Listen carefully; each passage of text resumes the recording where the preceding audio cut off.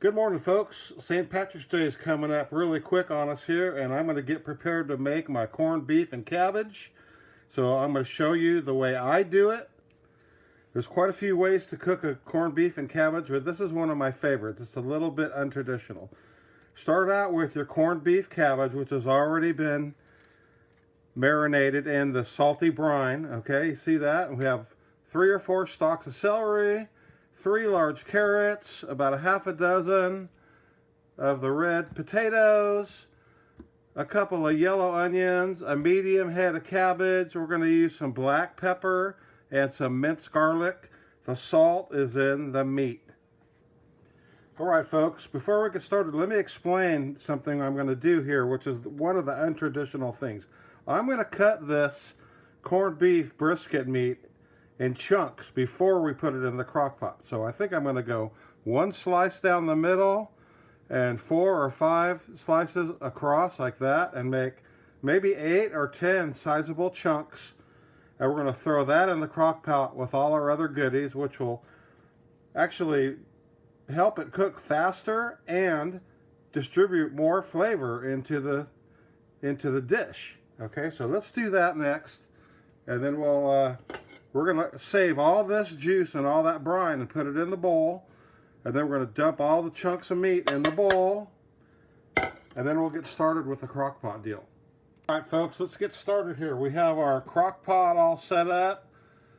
I've got the temperature set on high setting, and the first thing we're going to do is add our onions. There was 2 large onions chopped in large pieces. I put those on the bottom. Next we had 4 large carrots. We chopped up the carrots in various sizes, and we're going to put those right on top of the onions there. Now this is our corned beef. I cut it in 10 very sizable chunks, and I saved all that brine that was in there, and it's going in the pot with it. Okay, so that is your start of your recipe. So next we're going to take our minced garlic, and I have this little serving spoon, which is about 3 tablespoons, and it's heaping. So I'm going to tell you about 4 tablespoons of minced garlic on here. Okay,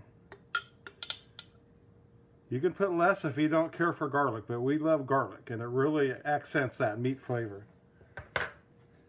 Next I have coarse ground black pepper, and we're going to put the black pepper on here. I'm going to put it moderate. Some people like less, some people like more, but I'm going to call this moderate because this is going to be a big pot full of stuff. That should be enough there. Next I'm going to add my 4 stalks of celery, which I actually sliced down the middle half and cut them in half, and then we chop them up. Okay, cut them in half slices. Alright, now we're just going to use water today. You could use beef broth or vegetable broth if you want, but we're going to put water in here all the way up until it touches the meat, and that's good right there.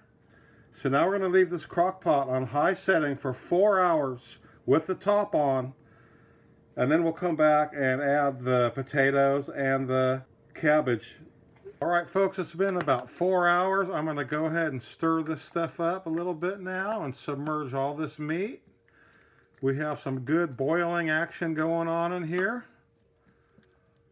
but it takes longer than that to cook the meat, so we're going to just go ahead and let it cook another hour. We'll put the lid back on and we'll be right back. Alright, here we are 5 hours into this. Let's give it a little stir up. Our meat is cooked. It still needs to get a little more tender, but it's getting there. So now it's time to add our potatoes. I have some red potatoes here. I cut them in half. The potatoes are going to take an hour or so. I'm going to put those right on the top here. You can add more potatoes if you like. Whatever you have room for in the crock pot, basically.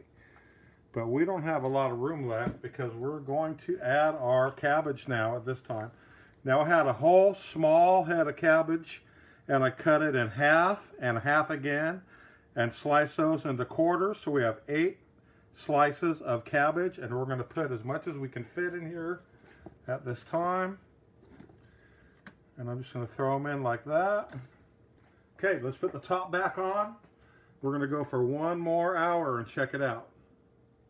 Alrighty, it's been a little more than an hour now. It looks like our cabbage has been cooked up good.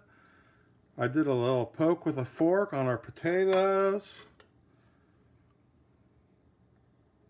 Easy, easy. I think this stuff is all done. So now I'm just going to give it a good thorough stir it, and we're going to put some of this stuff on the bottom. The cabbage and everything has to get mixed into the juice. Okay. Looks really good. Okay, folks, we're going to try a little taste test next. Get a potato, little cabbage, little meat, little carrots. Looks pretty good. Smells delicious, really. Let me grab myself a knife and we'll be right back. Okay, now time for our little taste test here. The meat really didn't need much labor with the knife. It cut very easy. You see the grain of the meat. It kind of just fell apart right in the plate. Very good. Tender and not too salty either. It's good.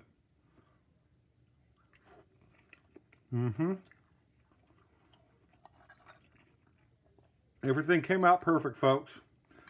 Just need to check on it about every hour or so you don't overcook it and don't undercook it. The meat's tender and the potatoes are tender, you're ready to eat.